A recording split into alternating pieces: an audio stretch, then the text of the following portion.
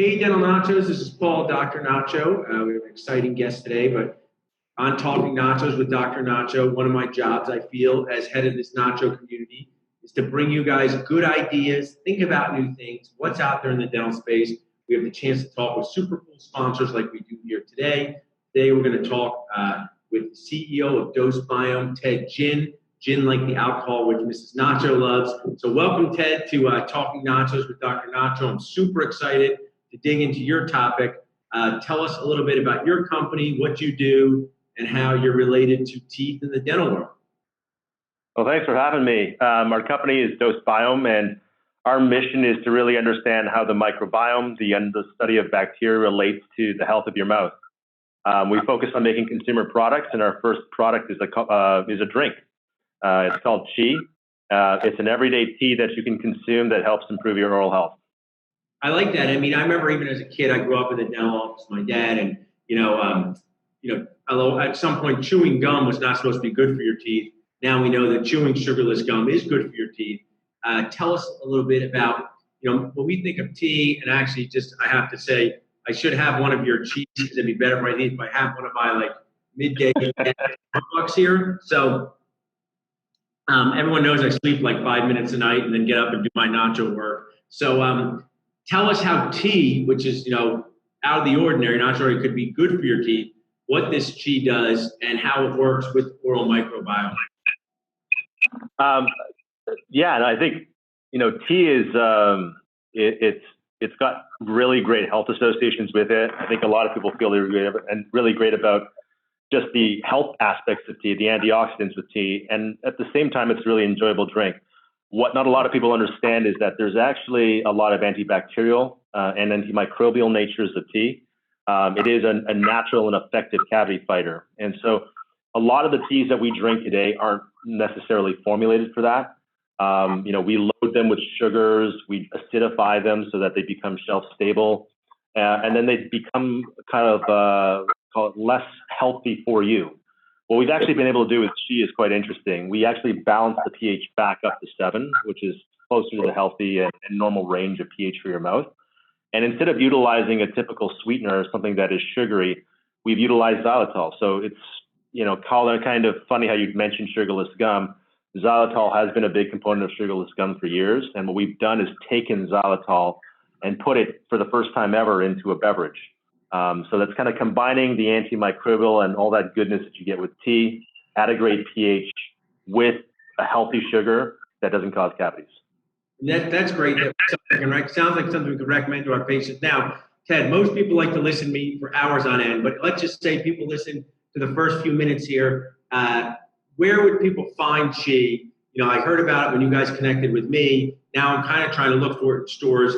If we wanted to direct our patients, say, this is a good solution, for you to use, it's an alternative to drinking a sugary beverage. Where do patients buy it? We're available in a few natural and specialty stores across the country. I think just for everyone to have access to it, the easiest place to find us is online.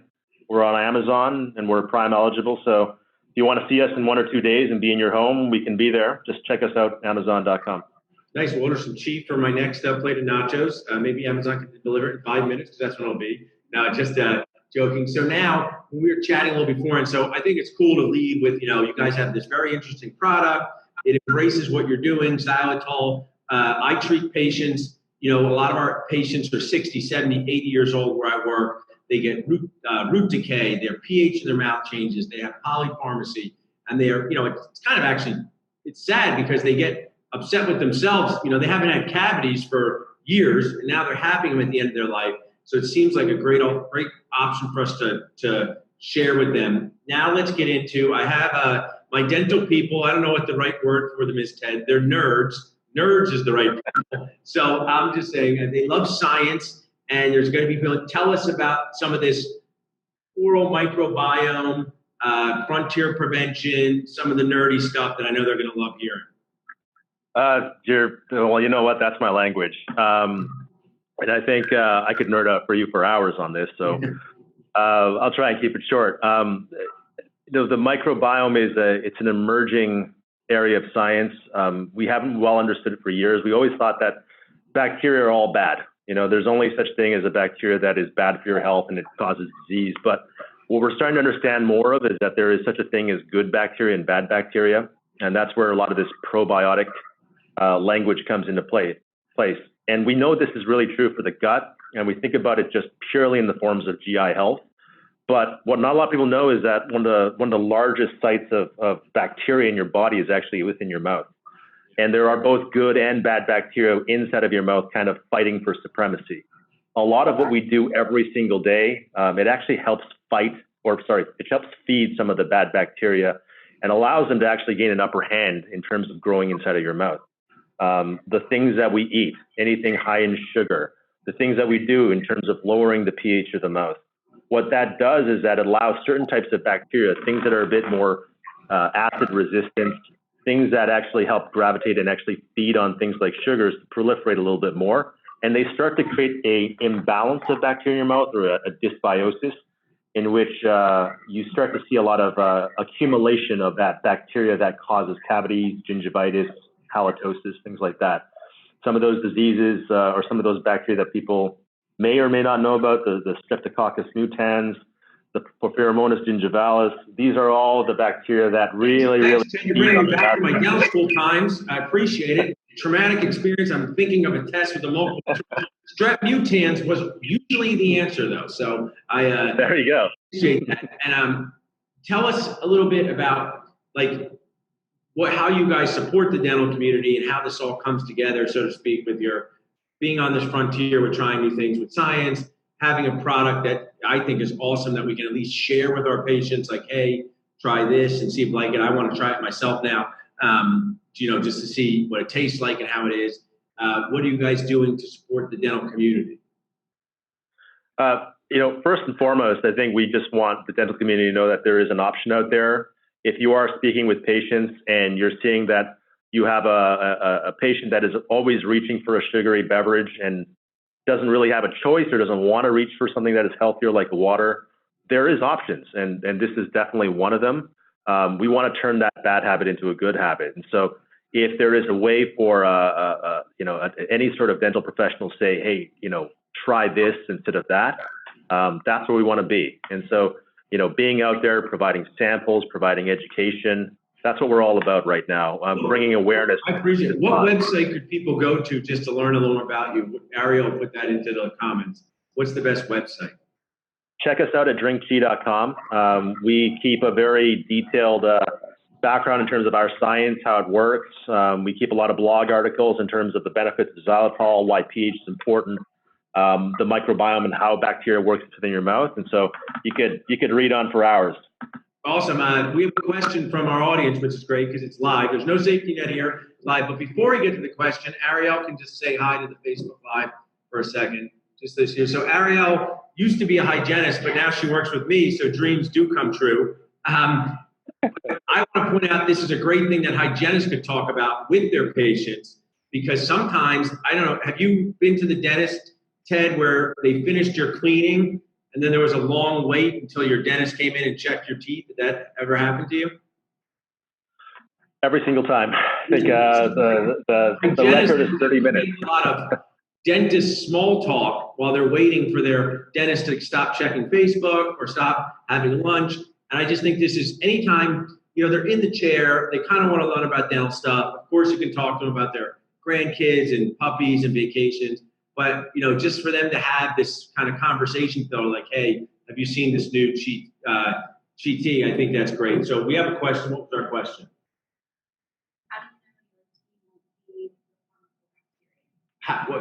We have a question from the audience. How do you know the tea won't feed the harmful bacteria? What we've been able to do is actually grow a lot of bacteria in culture. And in this case, you mentioned it, Strep mutans is one of the main benefactors of sugary sodas. So anything sucrose related, they'll try and uptake that, they'll metabolize it, and they'll turn it into plaque and acid. In this case with tea, what it does is it actually doesn't feed those bacteria. They think it's actually sugar. They try and consume it, it starves and it dies. So reduction of biofilm, reduction of plaque. That's how it works. Nice. Do you have a lot of Petri dishes? You have one in your pocket you could show us so you can further in college? my traumatic time with the Petri dish? So tell us, like, I think it's cool what you guys are doing. Tell us what's next for DoseBiome. What are you guys working on next? Some exciting stuff we can learn about. So it's an interesting topic. What we're doing is we're starting to study people that have natural immunity and people that have just great oral health. And I think we've all seen those people, and you always wonder, okay, who is this person? They never seem to brush their teeth. They've never been to a dentist, but then you drop them into a dentist for the first time, they open their mouth, and the dentist looks at it and says, there's no plaque here. What's going on? What we've been able to do is actually look at a lot of these individuals, take a sample of a lot of their oral microbiome in terms of the type of bacteria that exists in their mouth, and kind of work backwards to genomically understand what they have there. And we're finding a lot of really interesting things. There are people with these natural positive bugs that generate all these positive immunities, and they just don't have to take care of their teeth quite the same way we do. They still need to, but I think trying to reverse engineer a lot of that and see whether or not we can pass those immunities on to kind of people that are more susceptible to disease, that's the next frontier for us. That's very cool stuff. I mean, I think that's one of the exciting parts of being, dentistry is really transformed over the years. I think it's exciting, from a business perspective. It presents interesting challenges. I'm 41 years old. I call myself a medium-aged dentist, Ted, which stands for MAD. That's how I feel a lot, so that's what I do. And I use this example of my dad. When he was a 41-year-old dentist, most of his, people his age would be getting root canals and crowns, and this was the 70s and 80s.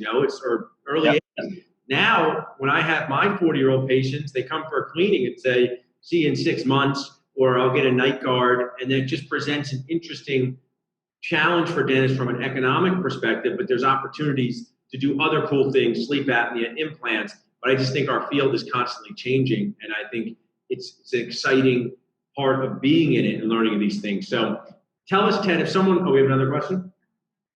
Oh, we want to do your website again, and if someone wants to reach out to you or any parting thoughts you want to say to our Nacho community about cheese, xylitol, nachos, you have the floor. I think we're excited to be part of this community.